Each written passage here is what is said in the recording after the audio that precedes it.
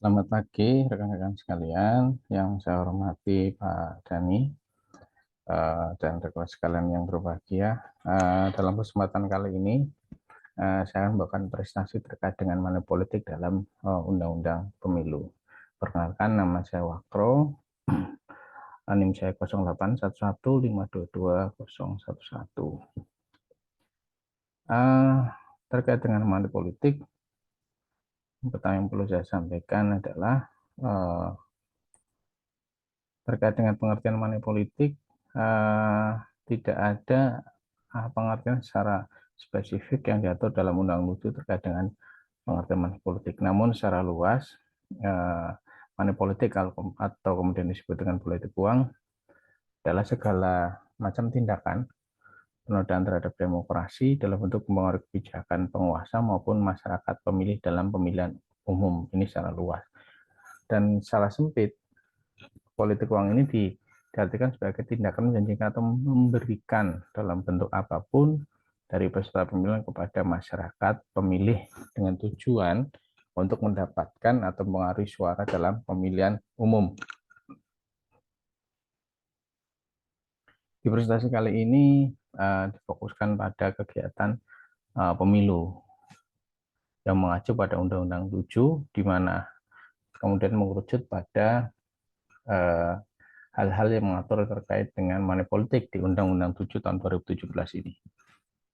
Nah, kemudian bentuk dari membeli suara pemilih itu ada tiga hal. Yang pertama adalah membeli kursi. Ini biasanya terjadi sebelum masa pencalonan diberlakukan. Ini terhubung antara calon dan partai politik. Kemudian praktek yang kedua adalah membeli hukum, dalam arti ini ada kaitannya dengan penyelenggara pemilu termasuk juga dengan saksi, bagaimana agar pelanggaran-pelanggaran ini yang tadinya ada pelanggaran namun jangan sampai kemudian naik ke penegakan hukum, maka upaya ini dilakukan. Terus kemudian membeli pemalsuan hasil, ini terjadi di proses penghitungan dan rekap. Ini yang seringkali muncul ada perbedaan-perbedaan atau selisih. Ini bisa salah satunya adalah dari adanya penyelenggara pemilu yang kemudian dibeli ya integritasnya. Nah, jerat hukum yang mengatur terkait dengan politik uang ada pasal 515, 519, dan 523. Diatur dalam ketentuan pidana ada sekitar 76 pasal. Nah, pasal 488 sampai dengan 558.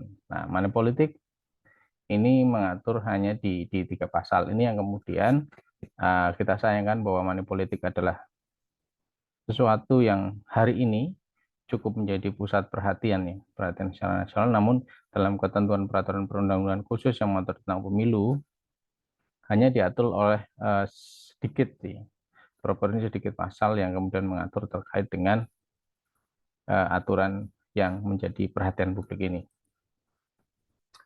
Merujuk pada pasal yang diatur di Undang-Undang Pemilu, pasal 515 Undang-Undang Pemilu, unsur-unsur yang disebutkan dalam pasal ini adalah setiap orang menjanjikan atau memberikan uang atau materi lainnya kepada pemilih supaya tidak menggunakan hak pilihnya atau memilih peserta pemilu tertentu atau merusak surat suara. Ini terjadi pada saat atau tahapan adalah tahapan pemungutan suara. Jadi pasal 515 ini mengatur di tahapan pemungutan suara dan mengikat pada setiap orang. Nah, ini nanti akan muncul kelemahan dari pasal 515 ini terkait dengan efektivitas dari penggunaan pasal ini di proses pemungutan suara. Kemudian pasal 519 ini terkait dengan persyaratan calon atau dukungan terhadap calon DPD. Ini berlaku untuk semua orang. Terus kemudian unsur lain perbuatan curang atau menyesatkan orang dengan memaksa, menjanjikan, dan memberikan uang atau materi lainnya. Ini khusus DPD. DPD sendiri adalah wakil rakyat di Senayan yang tidak berbasis partai. Maka mereka perlu mendapatkan dukungan rakyat secara langsung. Nah, ini juga diatur pidana pemilunya. Kemudian di pasal 523 ada 3 hal yang diatur di sini lebih kompleks. Soal 523 Undang-Undang Pemilu ini lebih kompleks di beberapa tahapan.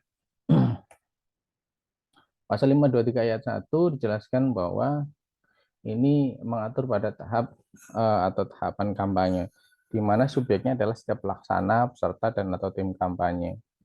Kemudian mens rea-nya adalah kesengajaan, kegiatan adalah menjanjikan atau memberikan uang atau materi lainnya sebagai imbalan. Dirumuskan sebagai delik formil terjadi pada saat kampanye. Nah, ini juga ada beberapa kerawanan dalam penetapan pasal 523 ayat 1 ini, bahwa apakah dalam kampanye sama halnya dengan masa kampanye, ini juga yang perlu kemudian dikritisi. Kemudian pasal 523 ayat 2 ini terjadi pada masa tenang atau 3 hari sebelum pemungutan suara. Subjeknya adalah setiap pelaksana, peserta, dan atau tim kampanye. Kemudian bentuk money politiknya adalah menjanjikan atau memberikan uang atau materi lainnya. Ini terjadi masa tenang 3 hari sebelum pemungutan suara, yang sering kali money politik itu banyak terjadi di masa-masa ini sampai dengan menjelang pemungutan suara.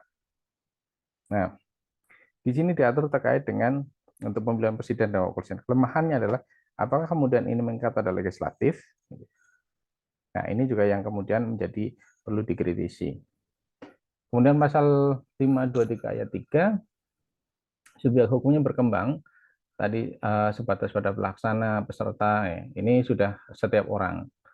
Jadi siapapun yang kemudian melakukan money politik dan menjanjikan dan memberikan uang atau materi lainnya kepada pemilih untuk tidak menggunakan hak pilihnya atau memilih peserta pemilih tertentu pada hari pemungutan suara atau saat tahapan pemungutan suara, ini ada ketentuan pidananya. Nah, ini juga menjadi hal yang perlu kita kritisi juga, bahwa setiap orang ini pada masa pemungutan suara, meskipun ini bersifat luas, namun apabila terjadi dugaan manipulasi dan yang melakukan atau yang melakukan kegiatan politik ini adalah kelembagaan, ini juga tidak diatur di pasal 523 ayat 3 ini. Saat ini pemilu atau undang-undang pemilu sedang dilakukan berbagai revisi. Nah, terkait dengan ini harapan saya adalah money politik bisa dikategorikan sebagai suap. Kenapa? Karena dengan money politik dikategorikan sebagai suap, maka cakupannya akan lebih luas dan metode penanganannya akan lebih mungkin bisa lebih lama dibandingkan dengan undang-undang pemilu yang jumlahnya sangat sedikit. Misalkan kasus mahar politik, ini tidak bisa seketika dalam waktu yang diatur dalam undang-undang pemilu itu bisa dibuktikan, namun bisa saja dengan diluaskannya makna ini maka bisa saja masuk di undang-undang tindak pidana korupsi atau di KUHP. Kemudian money politik bisa menjerat natural person dan legal person, baik pemberi maupun menerima.